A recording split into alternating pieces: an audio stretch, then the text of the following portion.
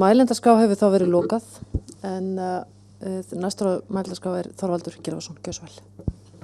Já, formaður, góðir ráðsfulltrúar, ég skal vera stuttorður.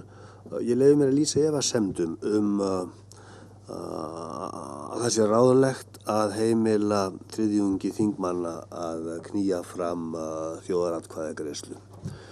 Og ég byggi þá skoðun á því að agaleysi hefur einkennt störf Alþingis að ýmsu leyti á liðinni tíð og ákvæði af þessu tagi sé þess vegna líklegra til þess að því verði misbeitt heldur en til dæmis í Danmörku þar sem aginn hefur verið meiri. En nú það að vísu rétt að tillögurnar kosningareglur sem við fjölluðum í gær ættu að gera okkar löggjafarsamkomu líkari löggjafarsamkomum nálægra landa en samt sem áður hef ég efasemdir þetta.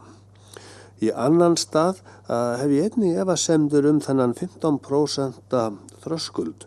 Það að segja að það þurfi 15 af 100 kjósenda til þess að knýja fram þjóðaratkvæðagreiðslu. Ég vil leyfa mér að vekja athygli á erindi sem Hjörtur Hjartarson, sagnfræðingur, sendi ráðinu fyrir nokkru.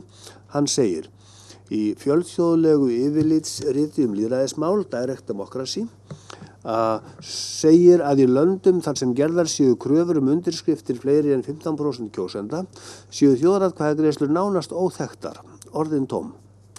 Jafnframt segir að strangar kröfur fjölda undirskrifta séu til þess fallnar að hygla rótgrónum stjórnmálaflokkum og öflugum sérhagsmuna samtökum.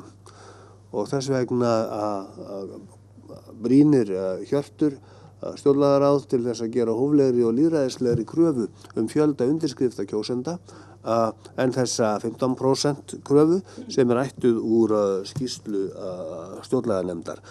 Þetta umhugsunarvert. Og í þriðja lagi þá leiða þessar fyrstu tvær athugasemdir mig enn að þeirri niðurstöðu að málskotsréttur forsetans verður áfram að vera til staðar. Bæði bara saga síðustu 7 ára hér heima, allt frá því fjölmiðla deilunni 2004 og til þessa dags, knýr á það að forsetinn hafi sem þjóðkjörinn fulltrúi þennan rétt. Og ef hann hefur þennan rétt að þá munar minna að hverfa frá þessari hugmynd að heimila þriðjungi þingmanna að knýja fram þjóðaratkvæðagreiðslu. En allt að einu, ég mæli eindregið með því að málskotsréttur forsetans sé hafður þarna með, jafnvel þótt það gæti leitt til þess að honum þyrfti aldrei að beita út af hinum ákvæðunum.